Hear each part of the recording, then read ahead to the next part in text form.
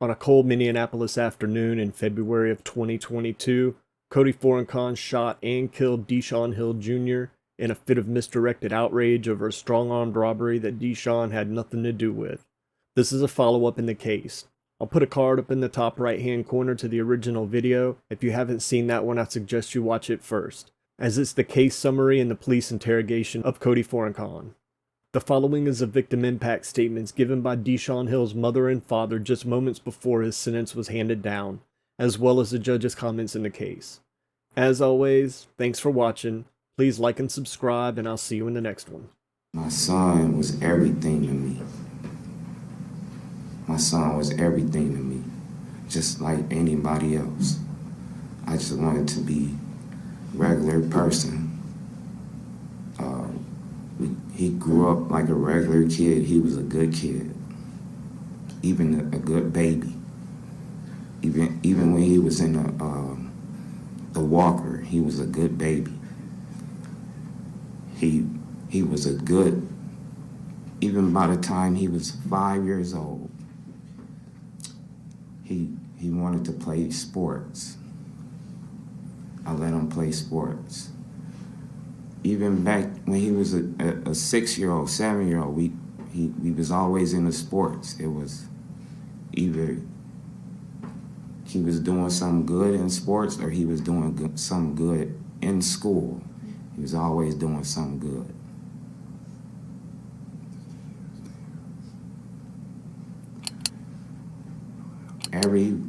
Every weekend, we would have a game to go to. And ever since this dude killed my son, everything stopped. I don't understand how a man like this dude right here, a bum off the street, right, with them backpacks on, I seen that. And he was dirty, and he stink, probably. I get embarrassed when people ask me who killed my son. I have to say him, and he's a bum off the street. And there's people in this city like this that runs around looking for black kids to kill. Look, that he's sitting right there. My daughters, hold on, my daughters. I must talk about how you impacted his little sisters. First of all, he got a little sister named Tashanti, and she's 10 years old. She's devastated. Her brother used to do TikToks with her.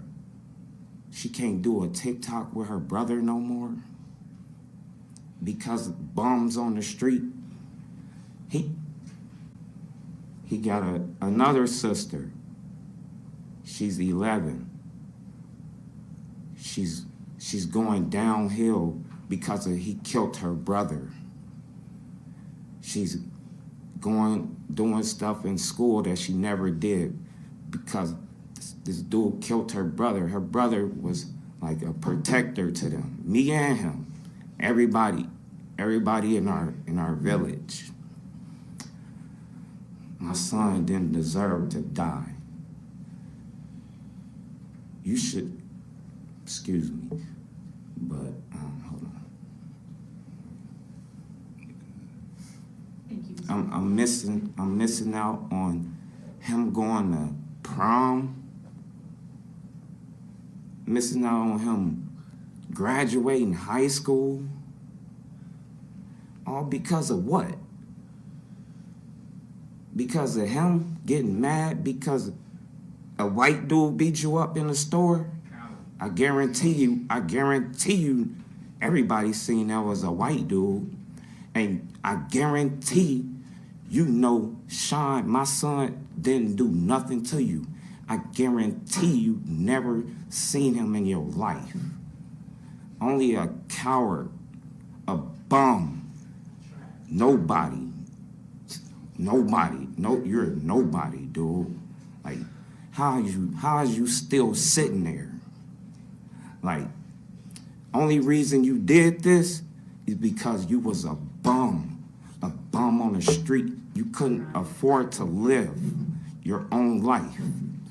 And you did that because right now, them people gave you a shirt to wear. You didn't never have nothing in your life. You was always a nobody. And that's all you will ever be, is a child killer. That's all you gonna be. Please address me in what sentence I'm you'd like to... done, and I'm done. Thank you. Thank you, Mr. Hill. Your Honor, there's one other thing. Yes, go ahead. And hold on, if there are outbursts from the courtroom, you will have to leave the courtroom. Please, no outbursts from the courtroom. You may proceed. Thank you, Your Honor. I'm William Walker, the family attorney. I have actually spoken to Tuesday Shepherd and D. Hill Sr. I've known this family for well over 10, almost 15 years, since D. Hill Jr. was a young child. And the way this case came about, a few things need to be pointed out and be very clear on the record. Number one, this man took their son's life, their only son. And it's significant for this court to know that this was not only their only son, it was their number one hope. When I tell the court that D. Hill Jr. was an A.B. honor roll student, D. Hill Jr. was liked by just about, in fact, every single person in the school system at North High School, principals, teachers, his classmates. He was viewed as a mentor to other young kids. He was active in football, active in basketball. He had scholarship offers, recruiting offers. He's still getting them today. Every single day. And I plowed through 50, 60, 70 offers to bring D. Hill, to give him the opportunity to move forward. And the family knew this all along. There were offers for him to go to private schools, for him to do other things. But D. Hill and the family, there's a long list of family members that have attended North High School. D. Hill decided that he wanted to be a North High Polar. And that's what he did. And on this particular day, this random killing by the defendant, this murderer, who came up and senselessly shot this man's son in the back of the head, is ridiculous, and it cannot be ever misunderstood as to the pain that this dad feels as a black man, as a father, as a parent, as he has two young sisters. His two young sisters, they talk about eating hamburgers with their brother. D. Hill talked about the TikToks that they would make at night on Saturday nights, Friday nights, every night. None of this can ever happen again. None of it. Because this gentleman walked around North Minneapolis on this day after getting beat up, looking for someone to harm, and he killed a young person. And Miss Tuesday Shepherd has asked that I relay this information because it's difficult for a mom, for a dad, to share with the court and convey the pain that they experience, that they feel every day, nearly getting kicked out of a courtroom by deputies because they're in pain. They are deeply hurting, Judge. They've asked for the maximum penalty under law, and we would respectfully ask that you, as the judge, jury, show no mercy on this defendant. Show no mercy on this defendant and issue the maximum penalty under law. Thank you. And more, and more.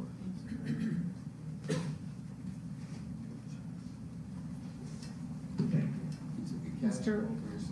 Allard, any argument you'd like to make before I proceed with sentencing? Well, it's the definition of Caldwell. It's a saying called, it's the devil walking around on earth, and Cody is that person.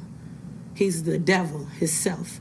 He's not from our community, and he was looking to kill anybody's kid that day.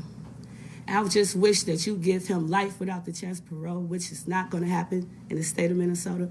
But please give him over 40 years because he don't deserve to be out here killing anybody else's kids or anyone else in that matter. And I hate him. And that's about it. Thank you, Michelle. You're gonna meet your neighbor. Coward ass nigga. All right, come on up. Both of you. Why I gotta do it? It doesn't matter anyway. Yeah. Oh, God. Mr. Fohrenkam, part of my job here today is to evaluate not just the crime, but also you for purposes of any sentencing. And I read the PSI for that. There's obviously very minimal background in that since you did decline to participate. I do see, however, from that PSI, you have an extensive felony record to include arson, robbery, and gun possession, and to include a prior prison sentence that nevertheless did not deter you. I must also then evaluate that the sentence does not unduly depreciate the nature of the crime. And in that, your victim, Deshaun Hill, was only 15 years old. All he did was walk by you. And as he's walking away in broad daylight on a public street, you turned and you shot at him, not once, but 3 times, the back of his head. And for why? For what reason? It is so senseless that now not only must his family deal with the loss of their son, they have to be tortured by that question of why and by the senselessness of it. Others have said here better than what I could say, but you've heard too that the victim, Deshaun Hill, was very loved and admired, not just by his family, but also his community and even people who did not know him, hardly only knew of him. You took that promise away from his family, their chance to hug him, see him graduate, watch him play football, but you also took that promise away from the community.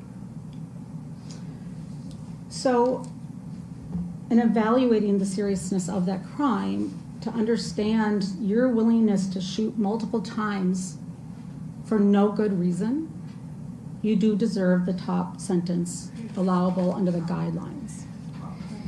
So I sentence you to what we call an executed sentence. You are committed to the custody of the Commissioner of Corrections for 463 months. You have 379 days credit. You're required to serve a minimum of 2/3 of your imprisonment with a maximum of 1/3 months on supervised release. There's no adjudication for the lesser included count 2. You have to pay a $50 fine and $78 surcharge to be paid from prison wages. You have to provide a DNA sample, and you cannot register to vote, and you are prohibited from possessing a firearm for the remainder of your life. Mr. Allard, any additions or corrections to the sentence I have imposed? Your Honor, we would just ask for restitution to remain open for 60 days. All right, restitution is to remain open for 60 days.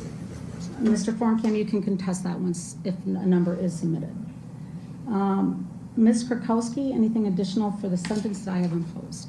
No, Your Honor. All right, thank you. Then this does conclude this matter. Thank you. Oh, yeah, what's up? Thank you, Your Honor.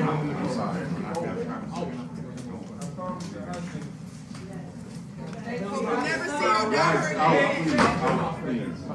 Take care, cheating. I hope you suffer too. Protect your child, dumb broad. You. Kill yourself. Protecting him like that. God, you should be ashamed of yourself. You have to go that extreme, telling us what we should